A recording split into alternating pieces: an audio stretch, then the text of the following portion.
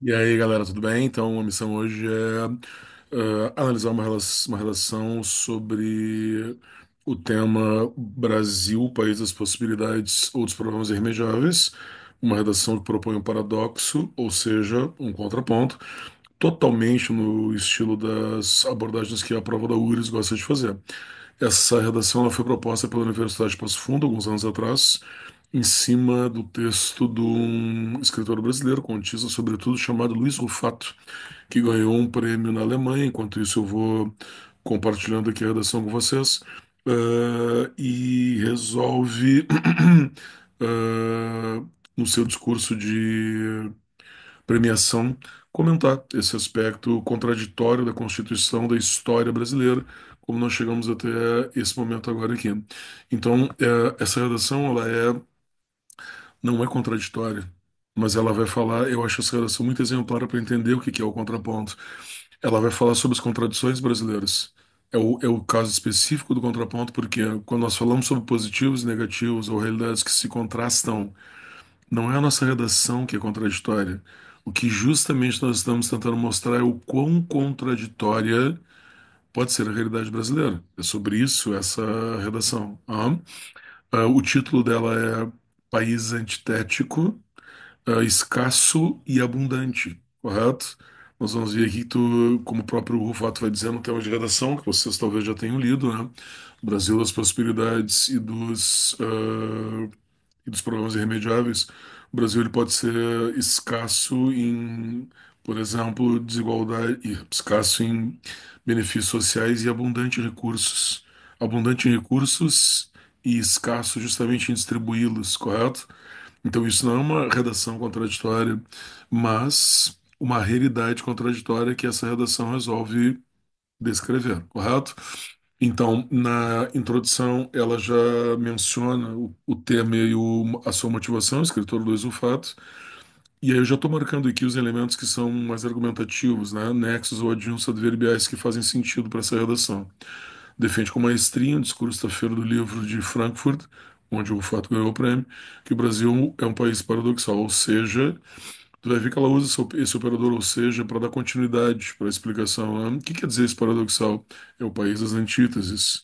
Tem abundantes possibilidades, como ela diz no título, mas tem obstáculos problemáticos que o impedem de alcançar o pleno desenvolvimento, que é o escasso. Há uma certa escassez no Brasil. Tal paradoxo é mantido pelo passado desigual, condenatório, em contraste com a movimentação social de uma parcela. E na realidade, o passado desigual condenatório também é efetivado ou foi efetivado por uma parcela. Tá? Então, a comparação vai ser a desigualdade e a movimentação social contra essa desigualdade. Na sequência, ela vai dizer, então, introdução realmente boa, né? Porque ela demonstra o contraponto. Em redações assim, o que eu preciso mostrar? Como é que eu vou analisar o contraponto? Ela fez bem direitinho. De início, um novo nexo para começar, né? O primeiramente, correto? Teria que destacar como nosso país teve seu futuro fadado a ser marcado pela desigualdade. Como marca da colonização ou da iniciação colonial em nossas terras, foram desenvolvidos as sesmarias, que eram grandes latifúndios de terra destinados a nobres portugueses, terrenos esses que são considerados pelos historiadores como as primeiras propriedades privadas do Brasil. Então, o Brasil começa com uma propriedade privada elitizada, é isso que ela quer dizer. Conta como uma espécie de repertório essa abordagem histórica ou não? Super conta, correto? O repertório não é apenas série, filme, livro, correto? Estatísticas e dados históricos relevantes que efetivamente façam sentido para a argumentação são repertório total. Aqui o sentido é esse, né? O Brasil começa com uma divisão de patrimônio privado, correto? Porém, a iniciativa da coroa portuguesa, que apenas objetivava tornar a exploração menos onerosa, tornou-se a grande responsável por gerar o país que vivemos hoje em dia. Foi a partir de 1530 que essa estratégia acumulou a riqueza e o lucro na mão de uma parcela só, tornando o grupo hegemônico de toda a sociedade, que posteriormente, nas câmaras municipais coloniais, seriam chamados de homens bons. Isto é, agora vem o resultado. Ela vai te dizer aqui que tudo isso quer dizer para essa questão negativa, para o problema irremediável. As sesmarias foram alicerces para a concentração da renda e do poder, anexaram o padrão de liderança social. Vocês entenderam, então? O benefício da propriedade privada doada pelo Estado. Essa que é a jogada. Ninguém aqui é contra a propriedade privada. Eu não sou comunista, não sou o camarada Luzardowski, entendeu? Fazendo uma apologia comunista aqui. Na realidade, o problema é a apropriação do público pelo privado, entendeu? Esse que é o problema. O cara investido da autoridade pública dividindo ele mesmo as terras entre si. Esse é o problema, correto? A apropriação do público pelo privado. Bem complexa essa argumentação dessa moça aí, moça inteligente. Ah, e o poder anexado ao padrão de liderança que atualmente resulta em país desigual, em que as parcelas socialmente vulneráveis constatam que grupos contrastam, né? Tem um pequeno contrastam,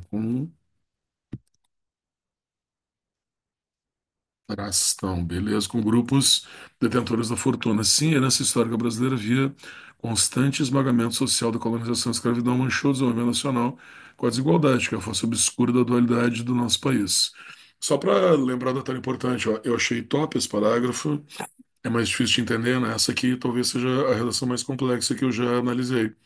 E para que isso seja evitado, para que isso fosse evitado, ela podia ter atualizado um pouco esse exemplo, entendeu? Essa apropriação de terras ela continua até hoje. Terras ou quaisquer outros bens, quaisquer benefícios, entendeu? E talvez ela pudesse ser lembrada que numa redação do Enem há pouco tempo atrás, lembra dos povos originais, indígenas, quilombolas, populações ribeirinhas. Tu vê até hoje as elites querendo parcelas das terras desses caras, sobretudo indígenas, consideradas por elas improdutivas, porque a gente não planta soja, a gente planta para si, entendeu? Que refletem esse mesmo procedimento. A apropriação do público, terras que são indígenas, pelo privado. Fazendeiros, plantadores de sojas, o agronegócio, que via governo querem uma parcela dessas terras. Então, o que começou com as Seis Marias a partir de 1530, continua até hoje, entendeu? Então, se ela atualizasse esse exemplo, se o exemplo virasse uma coisa um pouquinho mais próxima da nossa realidade atual, se tivesse um exemplo contrastivo, a relação seria ainda melhor, ok? Por isso talvez tenha ficado um pouquinho no vácuo, né? Mas o que que isso tem a ver com os dias de hoje? Tem tudo a ver. É o nosso procedimento padrão em relação de elites que chegam no poder ou põem alguém no poder e seguem fazendo a apropriação do público pelo privado. Só que o passado, o foco excessivo no passado, porque ela não saiu do passado até o final desse parágrafo, muito passado, prejudica um pouco a compreensão. Eu compreendi, tudo bem e tal, mas não é uma coisa tão fluida assim. Em contraste, trago o questionamento. Tu vê que o em contraste ali é o perfeito nexo para fazer o contraponto, correto? Então, no sentido, se isso fosse uma redação do Enem, a gente estaria com uma C4 lá bombando, na URIX, coesão textual super ok. Aliás, o vocabulário e a complexidade dessa oração, top, né? A pessoa que sabe o que está fazendo. Teria nosso passado nos condenado à inércia? Penso que principalmente uma frágil democracia como a nossa não se pode ter nenhum pensamento de desistência nacional. Por isso acredito na evolução do Brasil e defendo. É forte o posicionamento. Então, o Brasil tem possibilidades. Por isso adiciono as qualidades trazidas por Luiz a existência de fortes movimentos sociais brasileiros na luta contra os fatores limitantes do país. Então ocorreu essa exploração do público pelo privado. Se lá no século XVI não era possível resistir, se os indígenas estavam a parte desse processo, e depois os negros também, hoje há fortes movimentos sociais brasileiros nessa luta contrária. As iniciativas engajam com uma resistência forte à exclusão histórica que nos assola, e somados ao documento nacional que mais admira, a Constituição de 88, retratam um verdadeiro espírito de esperança. Bah, que frase essa aí, cruz credo. E tu vê que ela vem com um vocabulário totalmente coerente com o que ela está dizendo, né? Engajam, resistência, exclusão, documento, Constituição e esperança, correto? Vai impactar, impacta demais, né? O corretor vai sair dessa oração com um sorriso nos lábios, bah, dei sorte, né? E aí tá o contraste, né? Todo o contraste exploratório que ele fez lá com as elites que sorrateiramente tomam o público, aqui é o contrário, né? as bases sociais tentando reagir. Isso ocorre porque o texto constitucional destaca logo no início que tem por objetivo uma sociedade pluralista, sem preconceitos, com igualdade e justiça. Isso é, a Carta-Mãe do país nos faz lembrar que os primórdios democráticos do Brasil, que daí é a década de 80, é isso que ela se refere, né? O povo escolheu o caminho da superação frente às esperanças de opressão e exclusão. Quer dizer que o povo não se submeteu à exploração apenas, entendeu? A partir desses primórdios democráticos. Quando foi possível reagir, o brasileiro reagiu. E isso comprova que a vontade política social de melhoria perante o paradoxo. Então, os atos sociais de resistência à nossa Constituição são representantes de um futuro que ainda precisa e pode ser abarcado.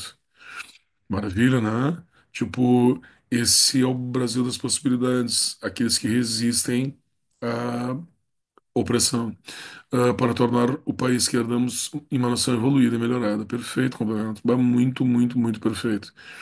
Portanto, reitero que o Brasil paradoxal trazido por um fato é de fato a nossa realidade. Claro, né? Da mesma forma que segue a exploração, ela não é plena, total, ela não é como a escravidão, porque há pessoas que resistem, correto?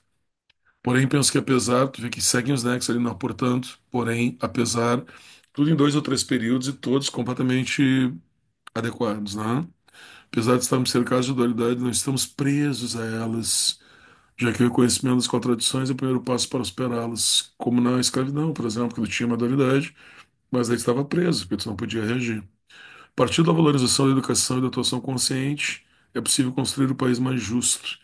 É, educação seria uma solução, né? Mas isso não era bem uma redação Enem, não era bem uma ideia resolutiva necessária, né? Talvez pudesse ter falado aqui sobre o quanto a gente deve inverter essa balança para que todos tenham uma sociedade mais inclusiva e talvez fosse mais coerente. A nota 9,5/10, quando tu relê essa redação, parece até baixa, né? Mas ela faria de 9,5 para cima, ok? Eu acho que foi bastante punitivo o D1 no passado, porque não é um paradoxo do passado com o presente, tu entendeu? Esse paradoxo, a apropriação do público pelo privado, continua até agora, tu entendeu? A reação é mais presente, mas a exploração também é presente. Por isso que ela teve essa pequena penalidade. Pequena nada, né? Pô, tirei meio ponto da guria. Mas agora, para efeitos de aprovação, por exemplo, numa faculdade como a de Passo Fundo ou qualquer outra faculdade de medicina, 95% de aproveitamento. Fora no Enem, né? O Enem é melhor meter uns 960. Ela está muito bem, muito promissora. Espero que vocês tenham gostado. E até o próximo modelo. Na dúvida, me chama. Aí, valeu.